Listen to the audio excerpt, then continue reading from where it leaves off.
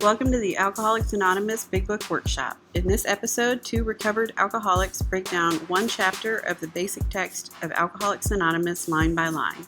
Find out more at ladiesbigbook.com. Thank you for listening. I am a recovered alcoholic. My day of grace is for 2012, and I'm excited to be here and walk through chapter 5 with all of you this morning. So if you haven't gotten your big book, open it up to page 58. Okay, here we go. How it works. Rarely have we seen a person fail who has thoroughly followed our path. Those who do not recover are people who cannot or will not completely give themselves to this simple program. Usually men and women who are constitutionally incapable of being honest with themselves. They are such unfortunates. They are not at fault. They seem to have been born that way. They are naturally incapable of grasping and developing a manner of living which demands rigorous honesty. Their chances are less than average. There are those too who suffer from grave emotional and mental disorders, but many of them do recover if they have the capacity to be honest. Our stories disclose in a general way what we used to be like, what happened, and what we are like now. If you've decided you want what we have and are willing to go to any length to get it, then you are ready to take certain steps. I'm going to stop right there before we get into the steps. Okay, so where we are in the big book is we have been discussing what the problem is. And all the pages up to this is we've been going over, for you to qualify yourself. We have Bill's story as another qualifier so that you can see if, or kind of have you be able to come to your step one moment to match your experience outside the rooms, to say, I am powerless over alcohol. And that my life is unmanageable. I have the body of an alcoholic. I have no control once I put alcohol in my body. And then I have the mind of an alcoholic, and that I have no choice, that I continue to keep choosing. I keep picking up the drink even though I've chosen to not do that. Okay, so then that helps me be able to qualify myself to come to that step one moment going, I'm admitting that's my truth and conceding that I'm powerless. So then right after that, then you're followed up with step 2 with a solution. Came to believe that a power greater than ourselves could restore us to sanity. So now we're at a place of, okay, well, so you've decided you don't want to be in step 1 anymore. And we've given you hope, and you want this hope, you want the solution offered. So this is where we're kind of getting into step 3, where this is the action. Okay, so sometimes people need to know, what am I going to have to do? And that's what we're getting into is, what am I going to have to do? Because I don't know, I want it, but I don't know what I'm going to have to do, and maybe I'm not really willing. So back to the paragraph where it's talking about, that first paragraph is just about honesty, obviously. But I love the first sentence is, rarely have we seen a person fail who has thoroughly followed our path. So again, it's you can have success if you follow the path exactly or precisely how it's written in the book. It is a simple program that, again, it's precise, black and white instructions. You get a sponsor to walk you through the step. But again, it's, as this first paragraph talks about honesty. And the honesty is going, am I honestly an alcoholic? Am I honestly powerless? Because if I don't feel that way, if I'm kind of like, yeah, maybe, I'm not going to honestly go through the rest of the work. I might do a little bit. So then again, like in the chapters before, we've had the stories of different people, what they used to be like, what happened, and what they are like now. And then that gets us to that place of making a decision. If you've decided you want what we have, that's the first 100 that wrote the book. And that's a big word. And are willing to go to any length to get it, then you are ready to take certain steps. Follow directions. And so that's where it's going to start getting into what the steps are. And I'll pick up and read there. At some of these we balked. We thought we could find an easier, softer way, but we could not. With all earnestness at our command, we beg of you to be fearless and thorough from the very start. Some of us have tried to hold on to old ideas, and the result was nil until we absolutely let go. Remember, we deal with alcohol, cunning, baffling, powerful. Without help, it is too much for us. But there is one who has all power. That one is God. May you find him now. Half measures availed us nothing. We stood at the turning point. We asked his protection and care with complete abandon. Here are the steps we took, which are suggested as a program of recovery. 1, we admitted we were powerless over alcohol, that our lives had become unmanageable. 2, came to believe that a power greater than ourselves could restore us to sanity. 3, made a decision to turn our will and our lives over to the care of God as we understood him. 4, made a searching and fearless moral inventory of ourselves. 5, admitted to God, to ourselves, and to another human being the exact nature of our wrongs. 6, we're entirely ready to have God remove all these defects of character. 7, humbly asked him to remove our shortcomings. 8, made a list of all persons we had harmed and became willing to make amends to them all. 9, made direct amends to such people wherever possible, except when to do so would injure them or others. 10, continued to take personal inventory, and when we were wrong, promptly admitted it. 11, sought through prayer and meditation to improve our conscious contact with God as we understood him, praying only for the knowledge of his will for us and the power to carry that out. Okay, I'm going to go over that. So again, it's at first when I read through all that and I'm presented or I look at the poster, I think, oh my goodness, that's a lot. Like a zone 58, it's some of these balked. I'm willing to do everything except for this step or that step. But when again, I've made a decision between do I want to really live in this new way of life or do the steps, I kind of am like, okay, I'm going to just trust the whole process. I love that because it's encouragement of going with all our earnestness at your command. We beg of you to be fearless and thorough from the very start. And again, here's a promise. Some of us have tried to hold on to our old ideas and the result was nil until we absolutely let go. They're talking about, again, their experience of saying, hey, we held on to those little ideas that blocked us and that didn't allow us to have the freedom that the program offers as we continue to be thorough and follow the path. We deal with alcohol, cunning, baffling, powerful, but also we deal with alcoholism, which is permanent, patience, and progressive. So even though we are not drinking, it's like so many times I'm like, I'm not drinking. But again, in my body, I still have the alcoholic body and I still have the mental illness and it's progressively getting worse. So I do need to do something different because on my own, that's where I got to that hopeless place. Okay, half measures availed us nothing.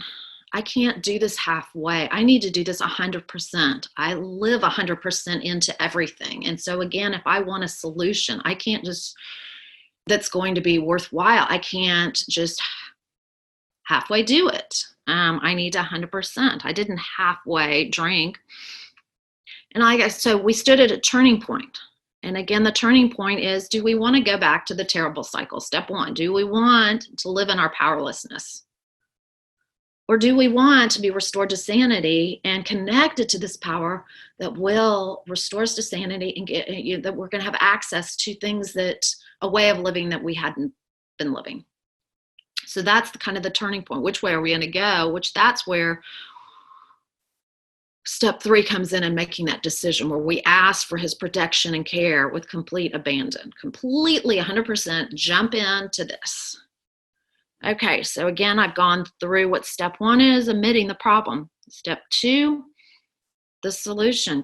Came to believe as I go through the steps, I am going to experience this power in a different way, be restored to sanity, and that belief is going to become more of a reality.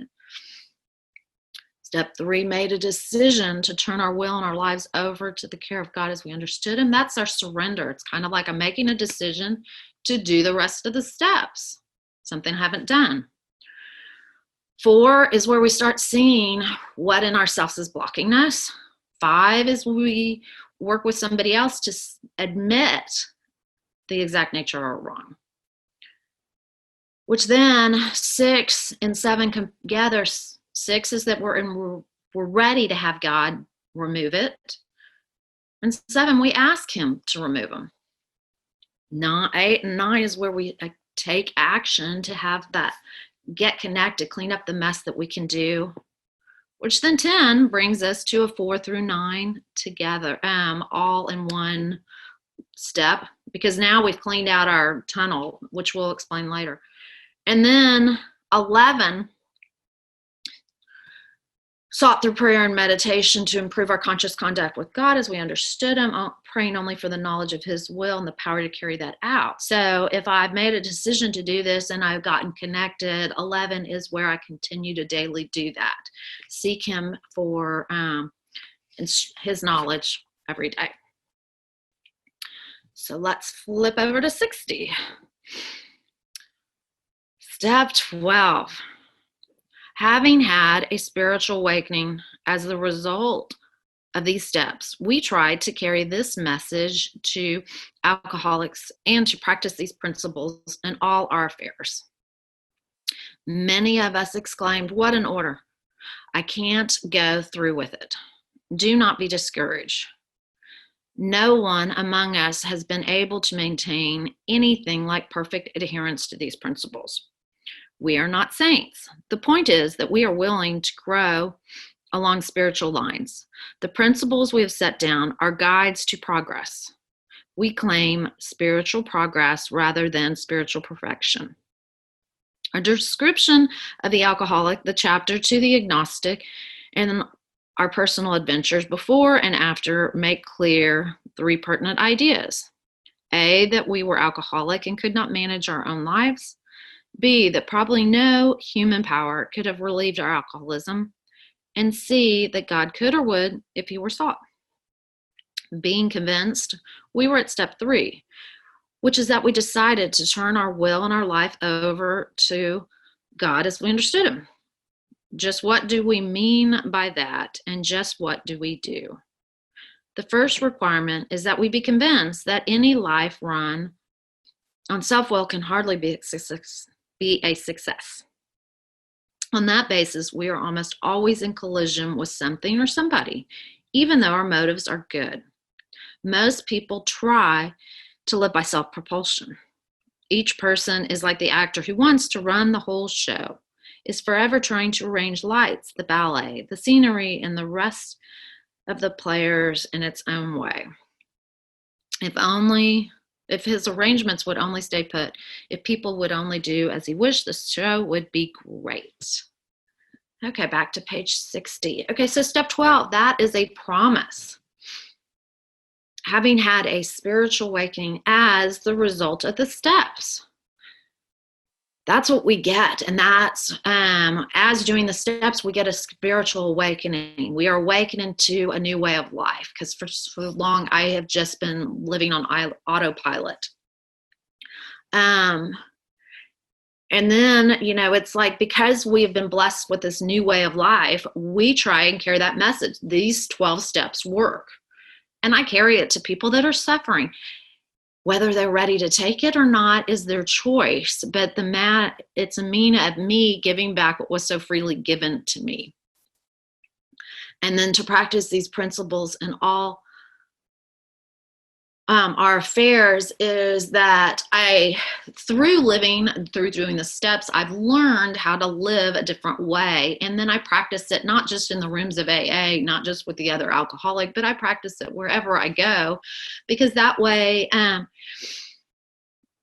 it's just I'm acting out in my beliefs. This works. And so why should I not do it with my husband or anybody else? As well as then it shows that I am a changed person, that I'm doing something different. I'm grounded in new foundation or a new way of living. Okay, so like I said, it's like a lot of us might be thinking after we hear all the steps, oh my gosh, I can't do that. I'm discouraged. You make it look easy, but I'm scared. I can't do these things. And I love that it's just they're putting down people's thoughts, just like what we were thinking. But I like that. The point is that we are willing to grow along spiritual lines. We claim spiritual progress rather than spiritual perfection. It's kind of just at the beginning. Be willing. Be open-minded. Open your mind to something new. Try it, and it might work for you, just like us. Again, and it's not going to be perfect, and you're going to progress, whether it's baby steps or giant steps, but slowly you'll get closer to that spiritual awakening. And once you have there, then you can continue to grow into something new. Like I said before, we've already been reading in the book about the description of the alcoholic, the chapter to the agnostic, and our personal adventures before and after, to make these clear, these pertinent ideas, these 3 ideas. That we were alcoholic and could not manage our own lives and then that probably no human power could have relieved our alcoholism, about that powerlessness, that we are, it didn't matter our doctor, our husbands, our children, or anybody. There was no power other than something outside of us that could relieve it, and that God could or would if he were sought. So being convinced of all of those things, we're at step 3. Okay, so you're convinced of step 1, convinced of step 2, which then it gives us little questions of where to move forward. The first requirement is that we be convinced that any life run on self-will be hardly a success. Okay, that's something new, but that's something that I need to realize. Okay, wait a second, this is about Deveri. But again, if I'm going to choose to do God's will, make a decision to do God's will in step 3, I kind of need a reason of, for me, why. A choice. I'm making a decision between God's will and Deveri's will. Well, I got to see that Deveri's will is hardly a success. Well, I'm in misery. That's why I'm going to make a decision to do something different. And I like this. This is a great illustration of just that control freakness kind of, or where my motives are off, or where I've been playing God, and how he illustrates it so well. About how I might be on the stage, but there's all these other roles that I'm trying to control as I'm on the stage being the star, versus I need to be just one thing instead of everything. So back to that. If his arrangements would only stay put. If only people would do as he wished, the show would be great. Everybody, including himself, would be pleased. Life would be wonderful. In trying to make these arrangements, our actor may sometimes be quite virtuous. He may be kind, considerate, patient, generous, even modest and self-sacrificing. On the other hand, he may be mean, egotistical, selfish, and dishonest. But as with most humans, he is more likely to have varied traits. What usually happens? The show doesn't come off very well. He begins to think life doesn't treat him right. He decides to exert himself more. He becomes, on the next occasion, still more demanding or more gracious, as the case may be. Still, the play doesn't suit him. Admitting he may be somewhat at fault, he is sure that other people are more to blame. He becomes angry, indignant, self-pitying. What is his basic trouble? Is he not really a self-seeker, even when trying to be kind? Is he not a victim of the delusion that he can wrest satisfaction and happiness out of this world if he only manages well? Is it not evident to all the rest of the players that these are the things he wants? And do not his actions make each one of them wish to retaliate, snatching all they can get out of this show? Is he not, even in his best moments, a producer of confusion rather than harmony? Our actor is self-centered, egocentric, as people would like to call it nowadays. He is like the retired businessman who lolls in the Florida sun in the winter, complaining about the sad state of the nation, the minister who sighs over the sins of the 20th century, politicians and reformers, who are sure all would be utopia if the rest of the world would only behave, the outlaw safe cracker who thinks society has wronged him, and the alcoholic who has lost all and is locked up. Whatever our protestations are not most of us concerned with ourselves, our resentments, and our self-pity. Okay, coming up to that, so it's like he's done a great job on page 61 of really painting the picture of what I'm struggling with, deep down what I struggle with and why I drink.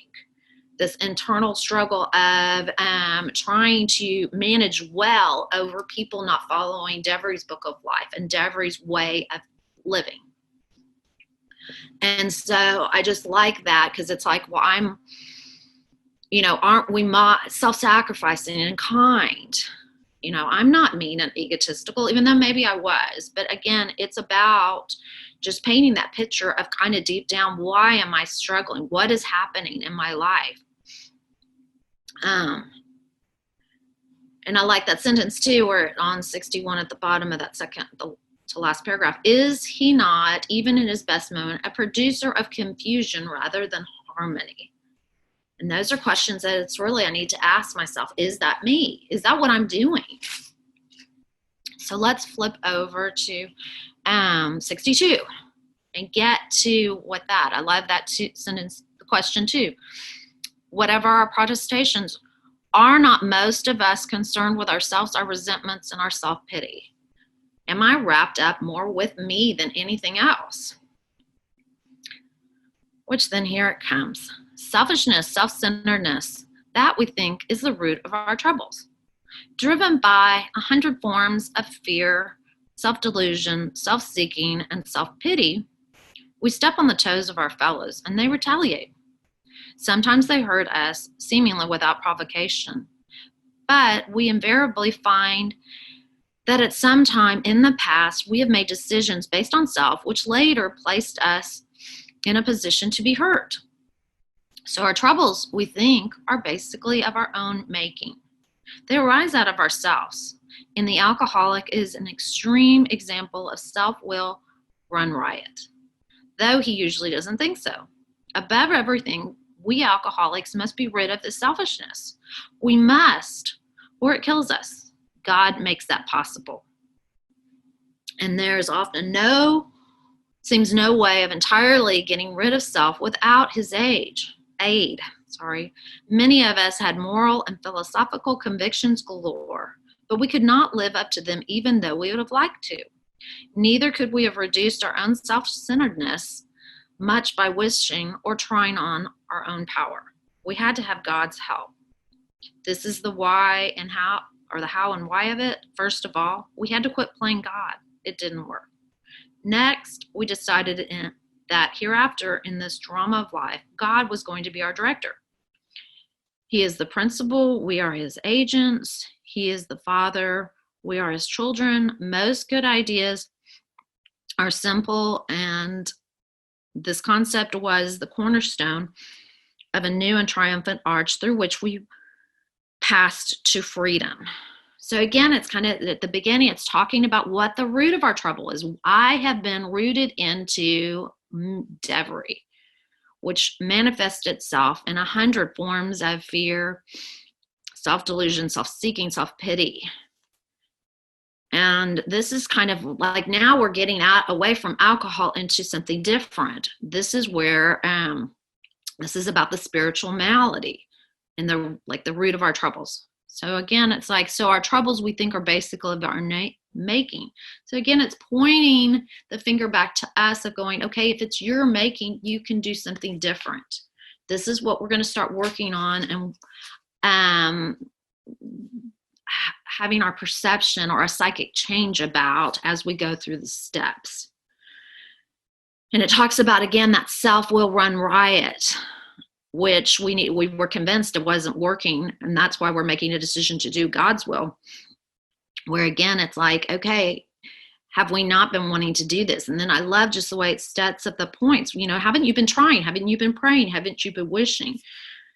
And it didn't change. So again, it's like, okay, you had to have God's help, which again, this was a lot of enlightening for me, because it was like, I already know God's there, but I wasn't thinking about the fact that I was playing God. It's like I was knowing there, but I was telling God what I wanted. Dear God, I want this. So now it's like, okay, stop talking, Deveri, and let God tell you what to do. Let God direct, call the shots. Which then it's when I decide to let God to be the director, God call the shots, and then I get to have a new, pass into a place where there's freedom. There's freedom in when I just follow rules.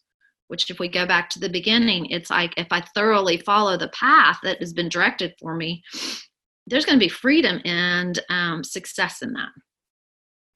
63. When we sincerely took such a position, all sorts of remarkable things followed. We had a new employer, being all powerful. He provided what we needed if we kept close to him and performed his work well.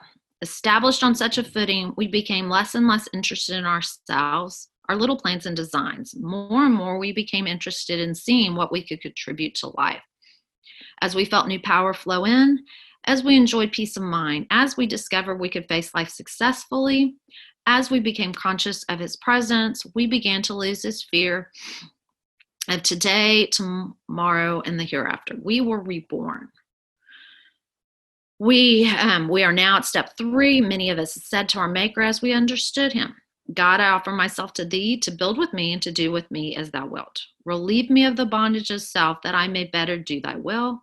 Take away my difficulties that victory over them may bear witness to those I would help of thy power, thy love, and thy way of life. May I do thy will always. We thought well before taking the step, making sure we were ready, that we could at last abandon ourselves utterly to him. We found it desirable to take this spiritual step with an understanding person, such as our wife, best friend, or spiritual advisor. But it is better to meet God alone than with one who might misunderstand. The wording was, of course, quite optional, so long as we expressed the idea, voicing it without reservation. This was only a beginning, though if honestly and humbly made, an effect, sometimes a very great one, was felt at once. Next, we launched off on a course of vigorous action, the first step of which is personal house cleaning, which many of us had never attempted. Okay, so this is getting to, on 63, we start off with the promises. At the top of the page is when we took such a position of, okay, I'm going to let God call the shots. God's going to be the director. Then all of these remarkable things follow. I moved from selfishness, self-centeredness to selflessness. And these promises are just, again, as we go through the steps, that we'll feel this new power flow in. We'll enjoy the peace of mind, and we'll discover we're facing life when we used to be more fearful of that. And then step 3 is just saying a prayer with our sponsor and God to, to just kind of confirm what we're making a decision about, that we're going to let God be God, and God's going to call the shots. And then we're just asking God to help us get out of the way so we can continue to do the work, which then, as we have victory, we bear witness to others. But again, we've just made a decision. So it's like, this is only a beginning. So now we're going to start getting into the action. This is a program of action. It's kind of like I've been talking about what the problem is. I've been talking about what the solution is. And then I've just made a decision to do the work. So next we're launching off on a course of vigorous action, stuff that we really have to do to get unblocked and connected to God, which Sarah will get the opportunity to add in now as I pass it to her. Thank you, Deveri. Wonderful. Thank you so much. You're welcome. So Deveri beautifully took us through the first 3 steps, which are really intellectual exercises, right? Do I understand that my life is unmanageable because I can't manage my drinking? I can't manage to leave it alone. I don't have a choice. I'm going to drink again. And do I understand that I need to do this because I can't control my drinking? And I'm absolutely powerless over alcoholism and what it's doing to my life. Am I willing to say maybe this higher power can fix what I can't? And have I made this decision in 3 that a nice sponsor lady is sober and happy about it, other people are sober and happy about it, and I'm going to decide, fearless and thorough from the very start, like Deveri said, to just do this work. I'm just going to do these steps. I'm just going to do the work. And so the first action in doing the work starts at the bottom of page 63. It says, next, we launched out on a course of vigorous action. The first step of which is a personal house cleaning, which many of us had never attempted. Though our decision was a vital and crucial step, it could have little permanent effect unless at once followed by a strenuous effort to face and to be rid of the things in ourselves which had been blocking us. So that is really important. Housekeeping and being blocked. What am I blocked from? The power. If I understand I'm powerless over alcohol, I need access to a power that is big enough to fix what I cannot. And what gets us to that place of comprehending that we need to get sober is usually bad stuff happens. And what got me to that place of wanting to do this work, because Deveri just read the steps, they tell us up front what the work is, was this idea that, well, maybe I can figure out an easier way to do it or a different solution or whatever. And so I was like, I knew I needed to not drink. I didn't really want to do anything radically different to get there. But since I was blocked off from any kind of power that could fix me, I had to do some work. And it says our liquor was but a symptom, so we had to get down to causes and conditions. Well, that's fabulous. How do I do that? How it works. That's the title of the chapter. They're going to tell us exactly. Therefore, we started upon a personal inventory. This was step 4. A business which takes no regular inventory usually goes broke. Taking a commercial inventory is a fact-finding, searching, and fact-facing, fearless process. It is an effort to discover the truth about the stock in trade. One object is to disclose damaged or unsaleable goods, to get rid of them promptly and without regret. If the owner of a business is to be successful, he cannot fool himself about values. We did exactly the same thing with our lives. We took stock honestly. First, we searched out the flaws in our makeup which caused our failure. Being convinced that self manifested in various ways was what had defeated us, we considered its common manifestations. So here's what we're going to inventory. Resentment is the number 1 offender. It destroys more alcoholics than anything else, and that's a promise. I often used resentments as a go-to reason to go have that first drink. Well, my boss was mean to me. Well, my life is unfair. Whatever I was angry about, drinking used to be like a solution to that. I'm angry. I have a couple drinks. It solves the problem. But at some point in my drinking, it didn't solve the problem. So how do I get rid of that darkness that I've been stuffing down inside myself? How do I get rid of that since alcohol doesn't get rid of it anymore? And these are precise instructions exactly how to clean that out, unblock us from this beautiful higher power so that can solve our problem. And it says real specifically, from its form, from its stem, all forms of spiritual disease. For we have been not only mentally and physically ill, we have been spiritually sick. Here's a beautiful promise. When the spiritual malady is overcome, we straighten out mentally and physically.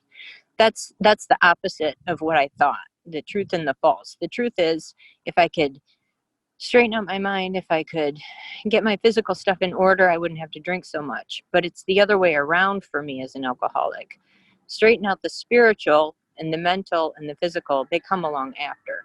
In dealing with resentments, we set them on paper. Specific instruction, get a piece of paper and a pen. We listed people, institutions, or principles with whom we were angry. Column 1, do column 1 first. What am I mad about? 2, we asked ourselves why we were angry. In most cases, we found that our self-esteem, our pocketbooks, our ambitions, our personal relationships, including sex, were hurt or threatened. Okay, I've got a list of everything I'm mad at. Now, 2 and 3, why am I mad and how is it affecting me? Then more about column 3. On our grudge list, we set opposite each name our injuries. Was it our self-esteem, our security, our ambitions, our personal sex relations, which had been interfered with? And then they give us a definite example. So here's number 1. Mad at Mr. Brown. Why? Pays attention to my wife. Told my wife about my mistress. That's hilarious. How am I affected? I feel threatened in my sex relations, my self-esteem. I'm ashamed. I'm frightened, etc. So I just follow this. Column 1, top to bottom. Column 2, top to bottom. Column 3, top to bottom. And then it says we went back through our lives. This was a big one for me. It was hard to figure out what all I was mad at. But if I start today and start going backwards, it helped me get organized. Cool. Nothing counted but thoroughness and honesty. There's that honesty word again. When we were finished, we considered it carefully. So now I'm going to look at columns 1 through 3 really carefully. The first thing apparent was that the world and its people were often quite wrong. To conclude that others were wrong was as far as most of us ever got. Like, this kind of describes me drinking. Like, I'm mad about all those first 3 column things. I know that stuff. What do I do about it? The usual outcome was that people continued to wrong us and we stayed sore. Sometimes it was remorse and then we were sore at ourselves. But the more we fought and tried to have our own way, the worse matters got. As in war, the victor only seemed to win. Our moments of triumph were short-lived. And it's funny because I did use resentments as a weapon, so that idea of a war makes sense to me.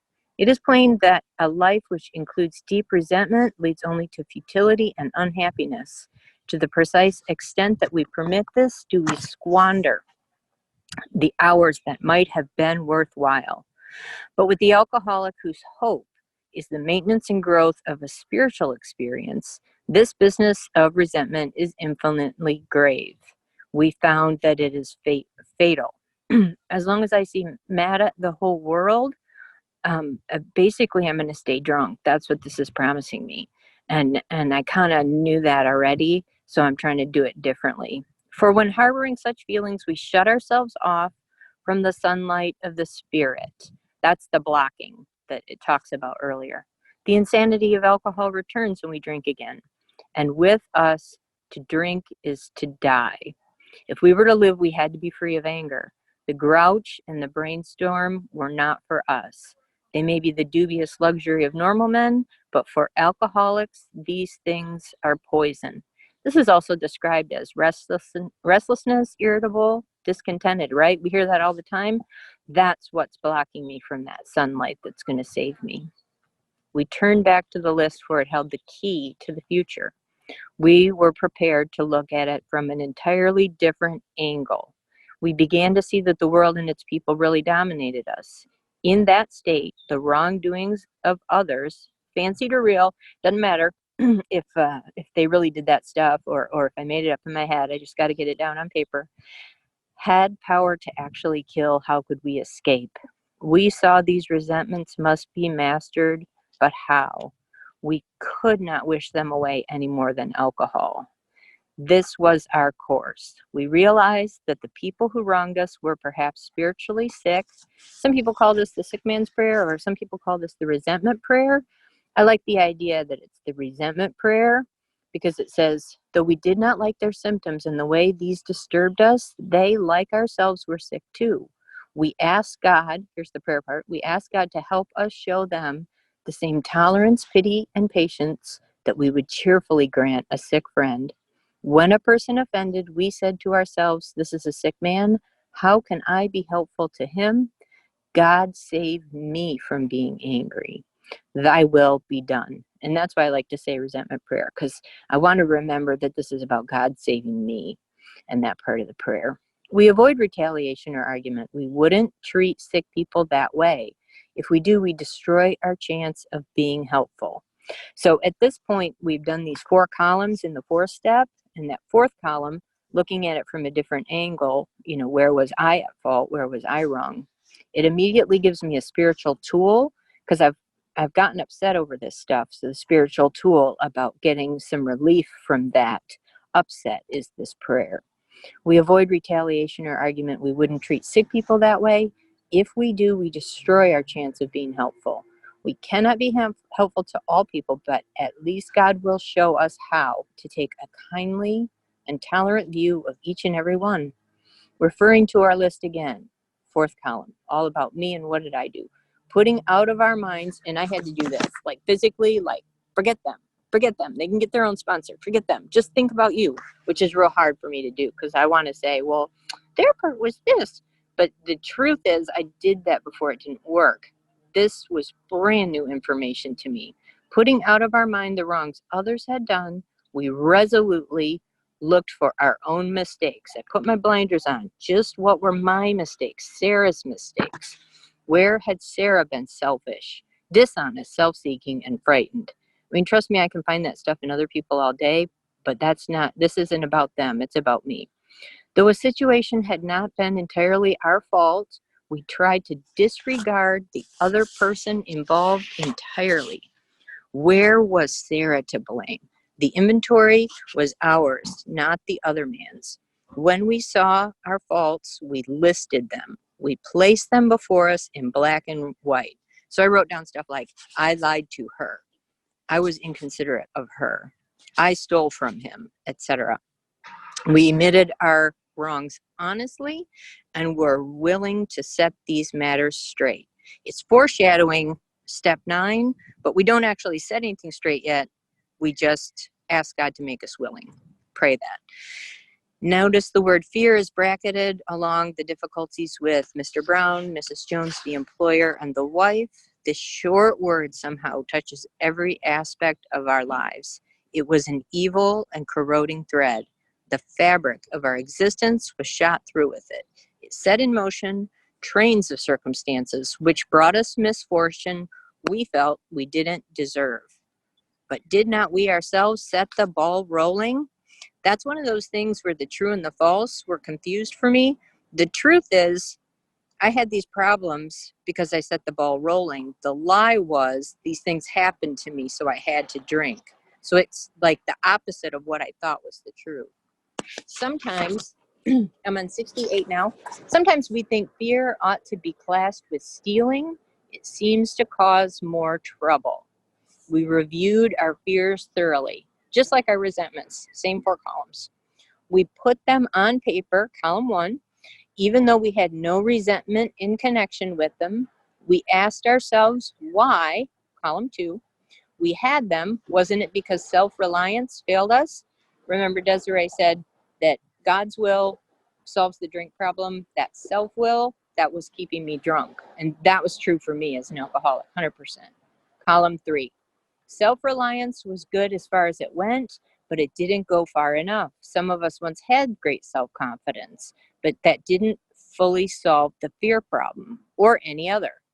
And then column 4, we're going to look at when it made us cocky, it was worse. What were my mistakes? What were my wrongs? Was I arrogant? What were the causes of my fear, the mistakes I made? Perhaps there is a better way we think so, for we are now on a different basis, the basis of trusting and relying upon God. We trust infinite God rather than our finite selves.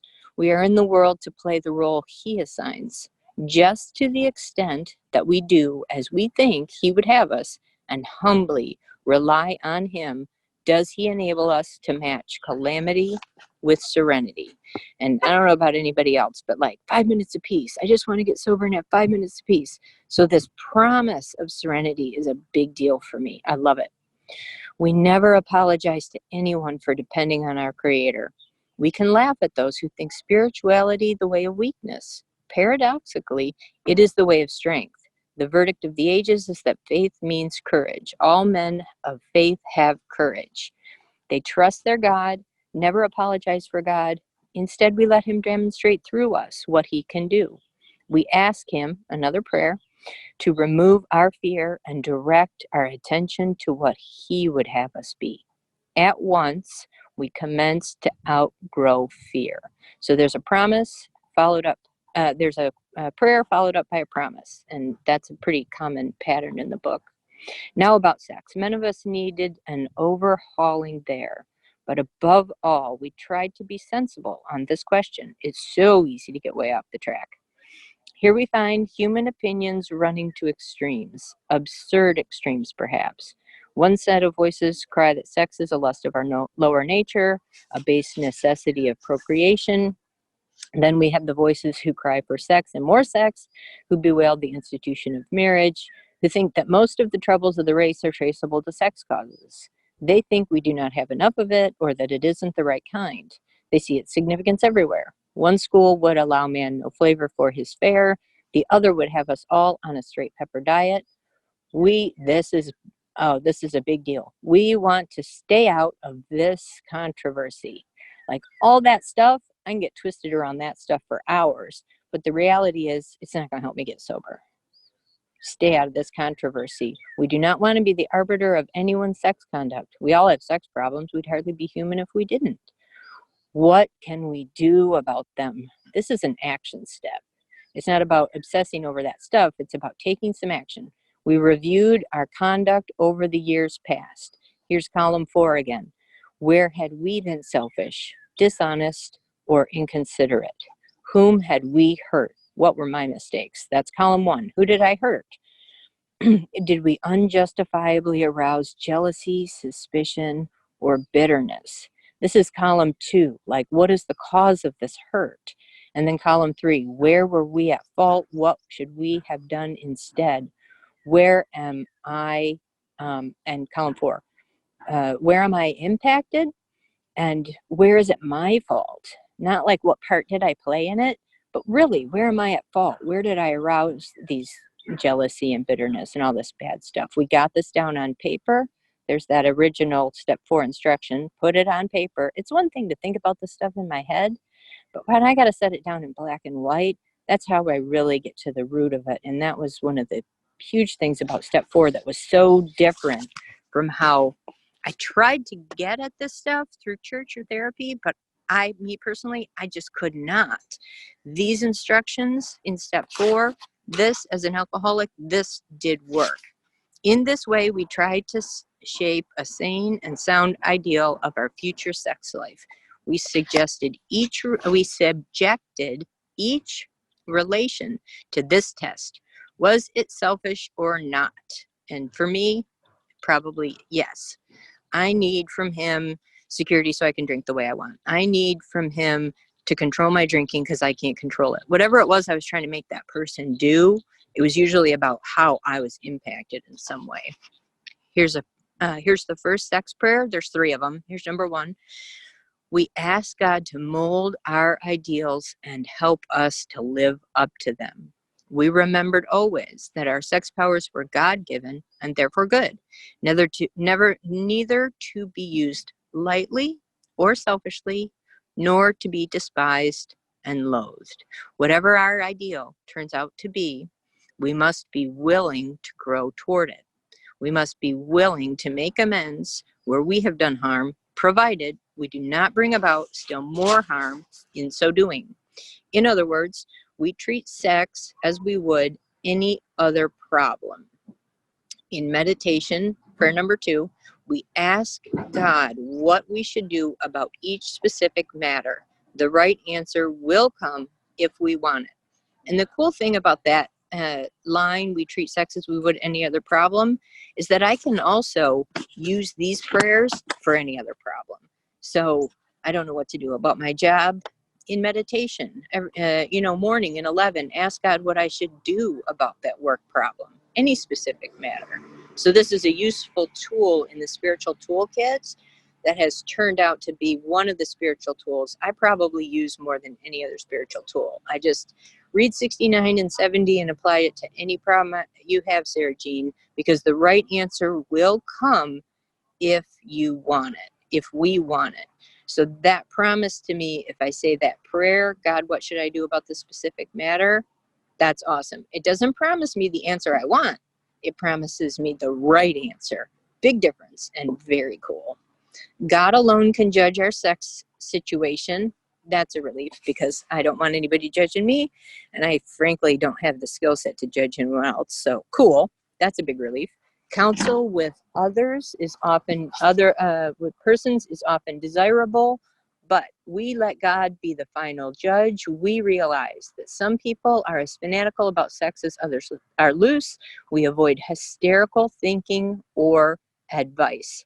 For me, the counsel with other persons is often desirable is always my sponsor first. She is the person who I have trusted to know me better than anyone else. So I talk with her, and then me and her, we let God be the final judge, and we really rely on his guidance to get to the answer for sex problems or any problem. Suppose we fall short of the chosen ideal and stumble. Not suppose, when, really, for me. When I fall short, which I do, does this mean we are going to get drunk? Huge relapse promise right here. And this is like giants. Some people tell us so, but this is only a half truth. Relapse is not a requirement, man. It depends on us and our motives. If we are sorry for what we have done and have the honest desire to let God take us to better things, we believe we will be forgiven and will have learned our lesson. If we are not sorry, if Sarah's conduct continues to harm others, she is quite sure to drink. We are not theorizing. These are facts out of our experience. To sum up about sex, we earnestly pray, third sex prayer, we earnestly pray for the right ideal, for guidance in each questionable situation, for sanity. And remember, the promise of sanity, that comes in step 11. So this prayer is something, I'm going to use for the rest of my life. And for the strength to do the right thing. If sex is very troublesome, we throw ourselves the harder into helping others. I'm telling you what, ladies, I spend as much time at the 2-4 and at Maggie's house as I do when it's open or doing Zoom meetings because of that sentence right there. If sex is very troublesome, we throw ourselves the harder into helping others. What's the magic key to this program? We throw ourselves the harder into helping others. We think of their needs and work for them. This takes us out of ourselves. It quiets the imperious urge when to yield would mean heartache. And that can be any urge. An urge for money, an urge for shopping, an urge for all the human power stuff I tried to fill that drinking I just poured on, right? I've got to be unblocked and have it filled with that sunlight of the spirit. And how do I get that? By turning my attention to others. When to yield would mean heartache. If we have been thorough about our fourth step, about our personal inventory, we have written down a lot. We have listed and analyzed our resentments. We have begun to comprehend their futility and their fatality. Drinking was killing me. Fatality is not too strong a word for me. I believe it. We have commenced to see their terrible destructiveness. We have begun to learn tolerance, patience, and goodwill toward all men, even our enemies. For we look on them as sick people. We have listed the people we have hurt by our conduct. This is foreshadowing steps 8 and 9. Listed the people we have hurt by our conduct and are willing to straighten out the past if we can. More praying for willingness. Again, we're going to see that again in 6 and 7. In this book, you read again and again that faith did for us what we could not do for ourselves. We hope you are convinced now that God can remove whatever self-will has blocked you off from him, blocked me from that. I feel good, at peace and ease, all alone. If you have already made a decision, step 3, and an inventory of your grosser handicaps, step 4, you have made a good beginning. That being so, you have swallowed and digested some big chunks of truth about yourself. I will tell you, when it says you have made a good beginning, if you look at pages 35 and 63, it says if we make a beginning and rest on our laurels, we're going to get drunk. But if we make a good beginning and follow it with action and more action, we're in good shape for staying sober and happy about it. So that is the end of the chapter. And thank you guys for listening. That's what I got.